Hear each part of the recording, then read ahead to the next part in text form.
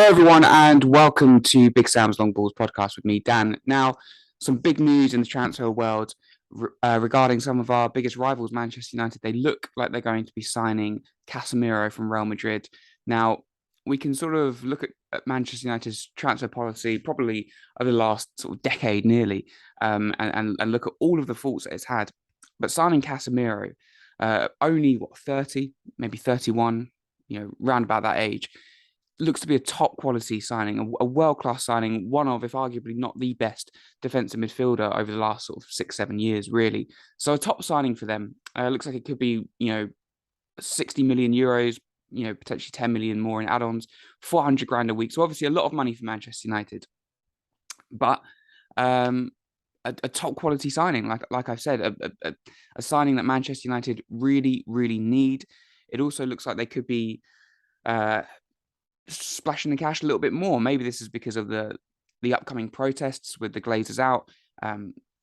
Obviously, very public knowledge that other people want to buy Manchester United from the Glazers. So exciting times potentially for Manchester United. I know they've had an 80 million euro offer for Anthony from Ajax rejected, along with 130 million euro offer for João Felix. I don't know how true those bids are, but legitimate journalists seem to be reporting on it. So there obviously seems to be something in those. So looking at it from a Liverpool fan, I don't know enough about the Glazers. Obviously, I don't know enough about the ins and outs. I see what Gary Neville says, every sort of Monday Night Football and stuff like that. And obviously, you see that the Glazers have taken money out. They've neglected areas within the club. They've hired the wrong people.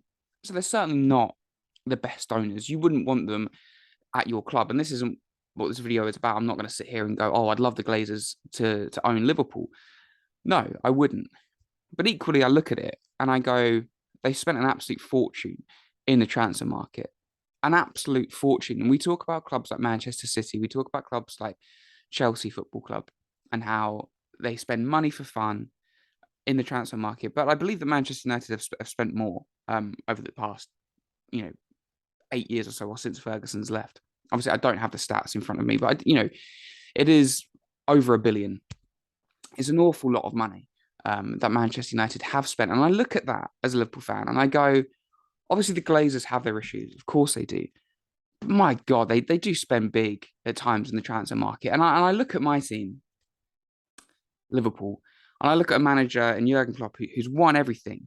I think all of our trophies have actually come since Manchester United last won a trophy. In that time, we've won the Premier League, we've won the Champions League, won the FA Cup, we've won the League Cup. And obviously we signed some top players. Alisson Becker, we spent 70 odd million. Virgil van Dijk, 70 odd million. And then the likes of Mane and Salah in there, between 30, 35 million each. And obviously Darwin Núñez, we spent big on. So I'm not going to sit here and say that FSG have spent nothing. But I look at us at the moment, an area where we are incredibly weak in midfield, and an area where Liverpool have been really, really strong over a number of years now, is in the transfer market. We've gone out, we've bought the right players. We've waited for the right players, which people seem to keep clinging on to. When I will sit here and go, Liverpool need to sign a midfielder. We need to sign a couple of midfielders. But people go, yeah, but we're waiting for the right guy. Remember we did it with Van Dijk 5 years ago. Well, let's also look at the context of the Van Dijk deal. The reason why we had to wait is because we fucked it up so bad in that summer, where everything became public knowledge, where Southampton, tried to sue us pretty much for tapping up Van Dijk. So we had to wait an additional 6 months or so to go and get him. So I don't look at that deal as a brilliant piece of business where, we had, we sacrificed a few months because we were waiting for the perfect player. Actually, we could have had him in from the very beginning of that season and potentially had a title challenge, but because we ballsed it up, we had to wait. So the Van Dijk deal isn't this case of this brilliant piece of transfer strategy that we're going to wait and wait and wait until the right player came along. The reason why we had to wait is because we were so useless in the transfer market in the first place. People seem to forget that, and it pisses me. It really, really winds me up. And I'm looking at this situation at the moment. Liverpool's midfield is dire, absolutely dire. And the one name on everyone's lips is Jude Bellingham. Oh, Jude Bellingham. He's definitely going to be a Liverpool player next year. Well, we don't know that, do we? We don't know for sure. Okay, we've heard reports from people saying, oh, it could be likely Liverpool are heavily interested. Yeah, I imagine most clubs in world football are heavily interested. I imagine pretty much every top club in the world has been talking to Jude Bellingham and his agent. Real Madrid are massively interested. And if Real Madrid want him, the likelihood is they'll probably get him. Man City will want him. Chelsea will want him. Manchester United will certainly want him. And look, they're spending big on Casemiro in the space of 24 hours. You don't think that they'll be able to put in a big money offer for Jude Bellingham? Of course they will. So this idea that he's a Liverpool player already because 5 years ago we waited a few months to sign Van Dijk is just drivel, absolute drivel. FSG, I'm not going to sit here and go, they're the worst owners in the world. Of course they've done some brilliant things. The stadium expansion, they balanced the books, and they've done a lot of good things compared to when they first came in. You know, the club was on its knees, and they have done a lot of good things. But there is very much a ceiling with FSG, and we have hit it at this moment in time. They are not owners for a top European club. They're not. We should be targeting the likes of Real Madrid. We should be targeting the likes of Manchester City, because that's where we should be. We've signed an elite manager. We've signed some elite players. We've won the trophies. But it very much feels to me that this is it. This is as good as it gets. And the ambition now is top four football. And I look at Arsene Wenger and his final 6-7 years at Arsenal Football Club. He was just purely top four, top four, top four. And I fear that that is the mandate for Jurgen Klopp. If FSG were serious about winning league titles, we would go out and we would reinforce in this squad, and we would go out and sign a midfielder. Now, I'm not talking about necessarily a Jude Bellingham. I know a deal for a player like that would be 100 million plus, and it would take years in the making to do. I'm not a fucking idiot. I get that. I'm not sitting here saying I only want Jude Bellingham, or we have to sign an Mbappe, or do a Manchester United and go and sign Casemiro for 80 odd million and 400-500 grand a week, whatever it is. I'm not asking for that. I'm not asking for any of that. I'm just asking that we go out and we do what we were doing a couple of years ago in the transfer market. We were signing the right players, whether it's for 80 million or whether it's for 15 million. I don't care. One of our best signings in recent history is Andy Robertson for 8 million from Hull, a relegated Hull City, that is. And bearing in mind that we'd sold Stewart to Hull City in that same window for 8 million. So essentially, we didn't actually spend any money on Andy Robertson. I love deals like that. I'd much rather actually deals like that than signing £100 million players, personally. But we've just seen Liverpool invisible in this transfer window in terms of targeting players that I think would really, really fit. Wolves have just signed Nunez for 38 million euros, a player that looks like he would fit this club down to a T. Box to box, creativity. He looks like a Klopp midfielder. And I don't understand. Are we in a position where teams like Fulham, teams like Wolves, Nottingham Forest can spend more money year in, year out than Liverpool, who have won everything out there? And I know there's going to be people going, we're smarter in the transfer window. Yeah, but that approach runs out eventually, because it's not being smarter, it's being cheaper. It's being a fucking Scrooge, quite frankly. We do not have owners that I think have particularly changed since they've come in. Once Jurgen Klopp leaves, we're going to be back to signing players like freaking Fabio Borini once again. And it really, it worries me, to say the least, because I don't feel that there is ambition from FSG. It is, as long as we get top four, even if we got Europa League, I don't think there would be an uproar behind the scenes. I genuinely don't. And talking of behind the scenes, there's some rumours, and bearing in mind they are rumours, and I don't personally believe them, but I think it's important to share this information out, for Liverpool fans. I've been reading on social media that there's a lot of problems going on behind the scenes with regards to FSG not funding certain departments. And one department is the scouting department. And this would kind of make sense, because we've been hearing a lot, the assistant coach, Pep Lingers, is watching a lot of European football, especially in the Portuguese league. He's almost doing some of the scouting himself. And there's been some rumours that those people that have been instrumental in signing the right players, there's no need for them anymore, or FSG aren't funding these employees anymore. And the expectation is that people like Pep Lingers, Jurgen Klopp himself, coached the first team, They obviously manage the games, and in their spare time, it's up to them to scout players. Now, I don't personally believe that, because that's not that is not a successful way to approach your business. Considering how successful Liverpool have been, I'll be incredibly surprised if FSG would do this. However, this is a rumor that has been going around.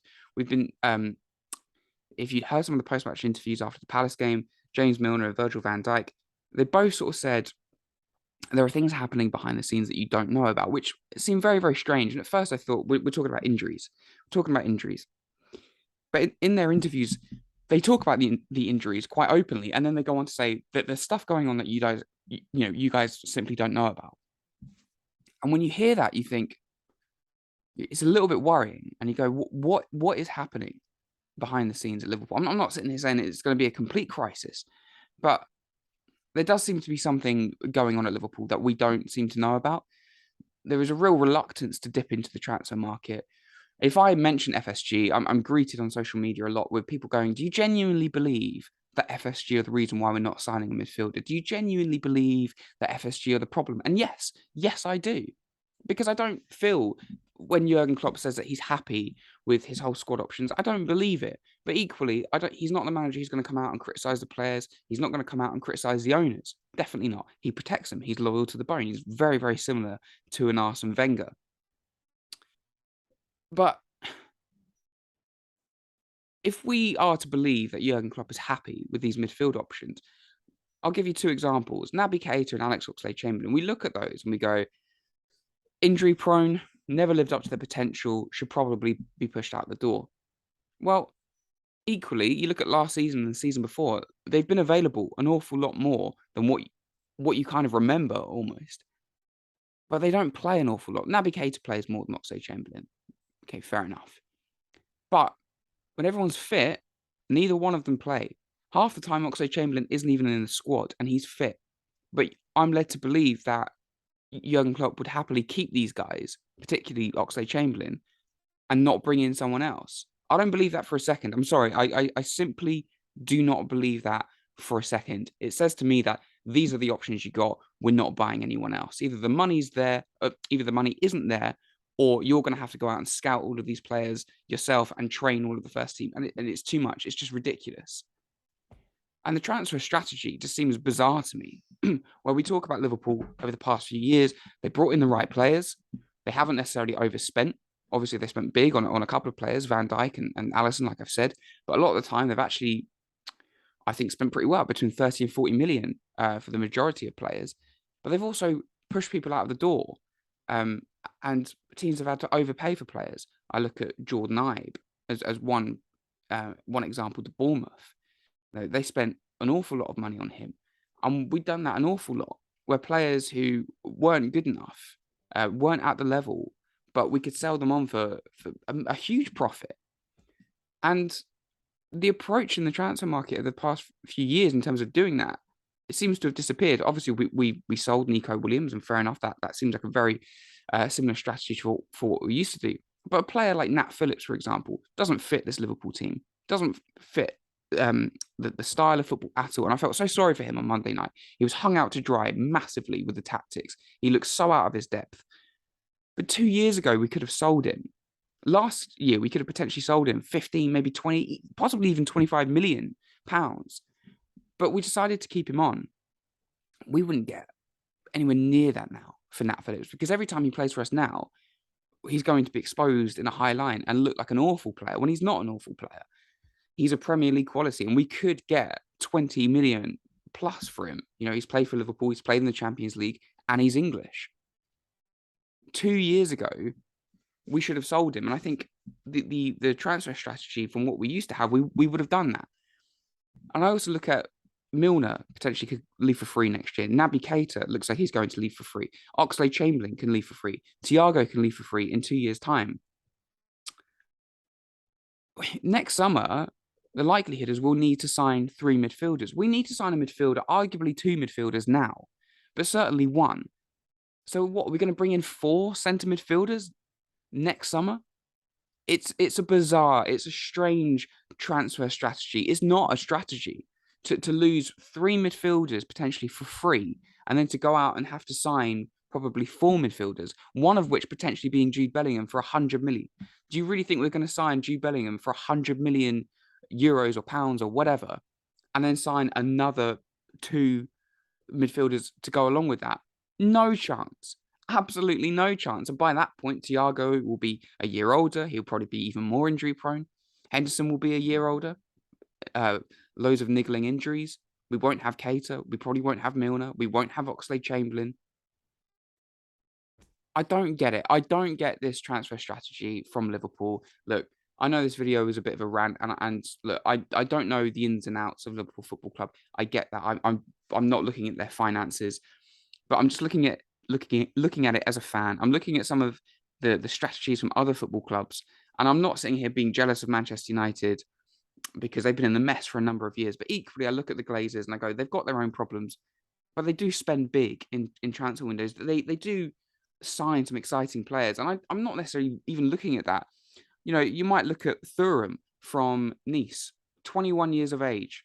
He's reportedly available for just over 20 million euros. The guy's 6'4", be box to box.